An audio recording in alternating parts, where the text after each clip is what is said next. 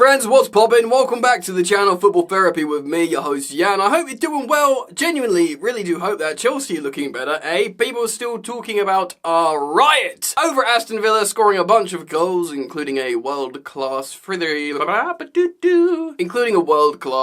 kick from Enzo Fernandez. In fact, both the £100 million men in Fernandez and Caicedo were silencing critics. Remember, Aston Villa are a top 4 Premier League team, the second best home record in English football behind Liverpool, and generally no mugs, who put out their strongest available team to face Chelsea, a Chelsea who have been not good. So there's your narrative catch up, and of course we face Crystal Palace, a London derby soon.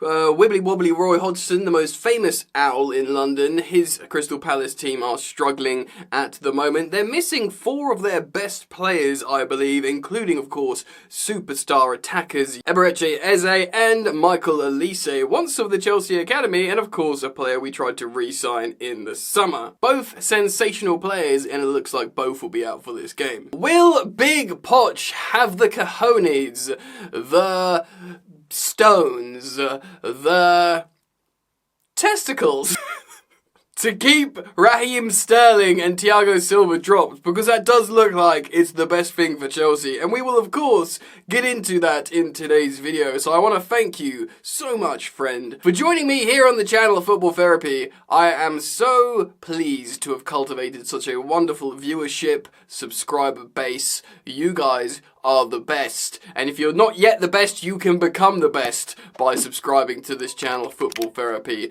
The click of a button, the tap of your thumb, hit the bell if you do want to subscribe. I'd thank you as always for liking the video, but for the moment, there's the housework done. So let's get into it. Right, Crystal Palace had been a young, exciting side not that long ago under Hodgson. And like I said, when they've got Olise and Eze flying, they've got a pretty decent midfield. The defence ain't bad either. Of course, Mark Guehi, who should be absent for this game, I'm not sure if he's going to return. He's looking good next to Anderson, or certainly did look good next to Anderson. They have made a couple of signings in the transfer market as well, something that Chelsea didn't do, but probably for the best upon a sobering reflection. But they've been in trouble. Their fans are protesting against the chairman parish, and understandably the fans are frustrated. Not so much because of where they are in the table. I think perhaps the Crystal Palace fans realise and recognise they've got these talents like Eze and Olise, and it was smart of them to acquire these young players from the Championship, and they continue to flourish, looking very good.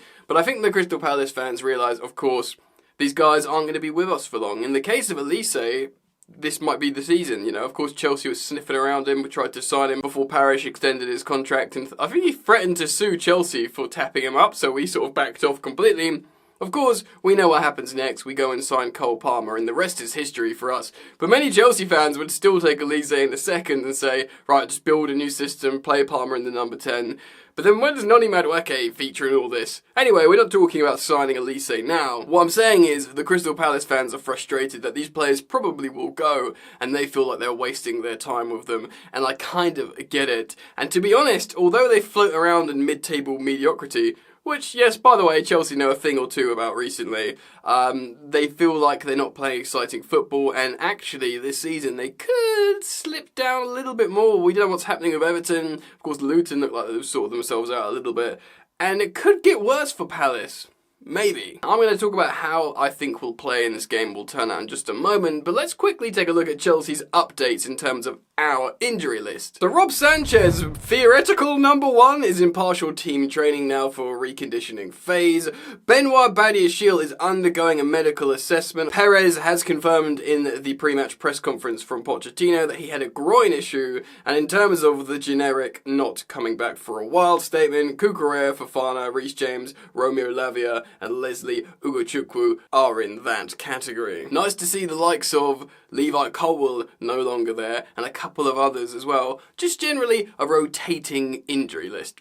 Kind of frustrating and peculiar. So Pochettino did do his pre-match press conference and spoke to the media about this game, a little bit more about the performance against Aston Villa, and indeed injuries. That's when his friend Jesus Perez confirms that Benoit Badiashile has a groin injury. They need to take a look at him, but from what I understand, he will not be featuring against Crystal Palace in a couple of days' time. He was asked about Romeo Lavia. Remember that guy? The sort of theoretical footballer that maybe exists, maybe doesn't exist. It's a thought experiment. Did we sign him? Didn't we sign him? Was it a fever dream? Has this guy even played in the Premier League before? Really? Have we paid 60 million quid for this dude? That kind of thing. Pochettino confirmed he will not be ready. No chance for the cup final at the end of the month.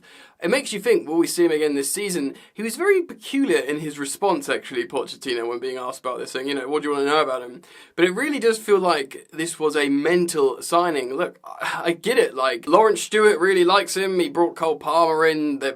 Cole was a great signing, and he obviously took Romeo Lavia to Southampton as well, and then brought him to Chelsea. Clearly, it's like his diamond that he feels like is the one. We know he's a very different profile of midfielder from the ones we have. He's definitely not like Enzo, certainly not like Caicedo, not really like Conor Gallagher either. He's more of a sort of Mateo Kovacic, receiving the ball between the lines and progressing by carrying. He's not going to be this like high-octane presser or a regista, or even like a destructive CDM stopper guy. He's more of a occupying the CDM spot but progressing the play, which actually could be really helpful for Chelsea in terms of our approach play and transitional stuff, and it could be he should be a really useful tool to have in our attack and how we play football should he ever get fit. Of course, he's very, very young still. I think he's 20 years old? Well, he was 19, I believe, when we signed him. But it is a strange one. Feel free to let me know your thoughts on Romeo Lavia and the signing down below. If you think it's a terrible signing, will this guy come good? Will this guy become a starter? If Conor Gallagher goes, will we play a more conventional 4-3-3? Let me know in the comments. Right, I do want to spend some time talking about Nico Jackson. Pochettino was asked about the Senegalese Chelsea striker, who of course has only just returned from AFCON. We saw him start on the left, and he was asked about that positionally. Pochettino lightheartedly joked about this, saying, yeah, look, he started on the left, but our attack is dynamic. Players move around. And of course, we know, certainly I've spoken about it a few times on the channel, Nicolas Jackson was a winger at Villarreal. By the time we signed him, he was playing as a striker down the middle, but he had only been doing that for about 6 months. So his whole life, he was a wide forward winger. He'd been playing for a striker for a few months, and we signed him be Chelsea's conventional number 9, mate. Play down the middle. Big Pochman goes on to explain how actually Nico Jackson likes to play facing towards the goal. And of course, although his hold-up play does exist, we saw it certainly in pre-season, and indeed a little bit of the Premier League campaign as well, he much prefers to face goal, which makes sense if you're a winger, because you're not receiving the ball and you're not Olivier Girouding it, basically, just facing your team and being a bouncing board. You're out wide, therefore you're facing goal. And I do like him on the left, because I said it yesterday, I think I've said it in the last couple of videos, the way he runs in behind as a striker actually suits him more out wide, and he does it a little bit differently than a wide forward transitional attacker does it, like your Mudryks, your Werners. He's a little bit more his body shape and how he protects the ball, and he's a little bit less erratic, and actually it looks really useful. Alright, so that being said, let's talk about how I think we should line up against Crystal Palace, and let's take a look at my lineup. Now, this is subject entirely to fitness. We know these players aren't injured, but of course it's down to fitness. Petrovic will of course start in goal and continue what's been a really good introduction into this Chelsea side. Now again, I'm mindful of overcooking players, especially fullbacks, but if possible, we have to start Ben Chilwell and Malo Gusto again as conventional fullbacks who have both looked very good. Transformative, in fact. I'm so done with centre-backs at fullback, and with Badiashile being injured, I think this is something we should look to do. Even if we have to take them off, bring on a Gilchrist, Alfie Gilchrist, play a Disasi at fullback or whatever, this is what we should be starting with. And the centre-back partnership, yes, if Benoit is out, no, I'm still not starting Thiago Silva. I'm going to play Levi Colwill. Hopefully he's fit to play. He's not on the injured list. I would partner him with Disasi. Of course, you don't split up that midfield of Conor Gallagher, Enzo Fernandez and Moises Caicedo, especially after that last performance away at Aston Villa, which brings us to another talking point. And yes, I think, just like Thiago Silva, Pochettino needs to keep Raheem Sterling dropped, play Nico Jackson on the left again. Now, this is the real tough one. I personally would start Christopher Nkunku up top. This is a good chance for him to get some goals against an opposition with maybe some low confidence. And I would actually still start Cole Palmer, get him as many goal involvements as we can in this first season, and provided he's not fatigued, he's not tired, start him, and definitely give a chance to Noni Madueke off the bench, hopefully at 60 minutes, who will be, frustrated not to start this game in terms of form. But of course, we could still see Nkunku come off the bench, Cole Palmer play down the middle, and Noni get his start on the right. So, a few words on Sterling and Thiago Silva. Maybe not that many on Raheem Sterling. I have no issue whatsoever praising Sterling. I know a lot of people don't like that, but I do feel like he works hard and he's a professional and he's dedicated and he's not really doing much wrong. Apart from lately a couple of high-profile errors or non-passes, do you know what I mean? But generally, he's always involved in the play, and a lot of the time that is a good thing, and coaches see that. But despite that, and despite me trying to be as balanced as possible, looking at the alternatives now and how we play, I think just bench him.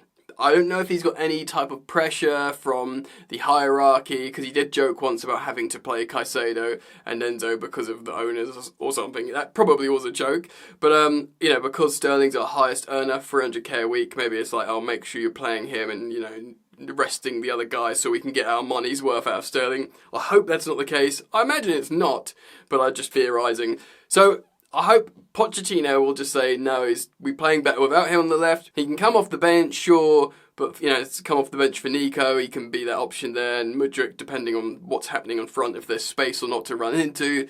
But for the moment, Nico Jackson just looks like the best option on the left wing, and Sterling hasn't done us much good recently. Probably a little bit more of a controversial point is Thiago Silva. Now, many people would agree that, the thing is, I offer these caveats and disclaimers every time. He's been amazing for Chelsea, transformative, he's proper Chelsea. I love him and his family being Chelsea obsessed. Wicked. He's in his 40th year of life. Maybe players around him feel a little bit more scared of messing up or something, and maybe they feel a bit freer when he's not on the pitch. Look, Tuchel 5 years ago knew we had to play a back three to accommodate Silva, and we should play a back four while we can with these players, so we shouldn't be playing Thiago Silva. It's simple as that. Now, there is a good chance he will play here because Benoit Badiashile is out, and we know there is a partnership between Thiago Silva and Disasi on his right, which would kind of make sense. They'd speak French to each other and, navigate the game like that. But despite that, I still want to look to the future. I want to play Levi Colwill if he's fit. And again, you could look at it both ways, but we're coming up against a Crystal Palace team that are missing their superstars. Yeah, superstars, I'd say, a couple of them, who are low on confidence. This is your time to just use this game to develop chemistry between Levi and Disasi. We also know Trevor Chalobah's back in training, but I don't think he'd start a game. Maybe we'll see him come off the bench for 5 minutes when we're winning a game at some point. But I would take this opportunity and say, yeah, Levi, play next to Disasi, play a little bit more freely, and, this is our opportunity. Don't worry, our forwards are going to score some goals. It's all going to be good, man. Do you agree with me? Please let me know what you think down in the comments. Do you agree with me in keeping Sterling and Thiago Silva benched? I can't wait to read the comments as always in every video, man. So let's talk about this game then. I feel like we will win. Our record against Crystal Palace is very, very good indeed. I do worry because although they have attackers out, I saw that Mateta header the other day, and him dunking on Chelsea, I can just foresee. I think we'll probably concede a goal, but I think we'll win. Maybe I'm going to be a little bit more neggy here than I usually am, especially considering the performance we've just come off. But I think they're really going to try and rally Crystal Palace, and I do think we're going to win, but I think we're going to win 2-1, and I'll take the 3 points and run, and hopefully, the goal scorers are, if we imagine if it's an Nkunku brace. If we win, I think it's away to Crystal Palace, isn't it? Because we've been at Stamford Bridge. So if we, if Christopher Nkunku gets his second or third start of the season and scores a brace in a London derby, despite conceding a goal, that would be a feel-good story for me, and I'll take that all the way to the bank. Of course, I'll just take a win regardless of whoever scores. But let me know what you think. Please do comment down below. Thank you once again for joining me. Thank you for liking and subscribing to this channel, Football Therapy. And I'll hopefully see you back here very soon. Daily Chelsea news videos, of course.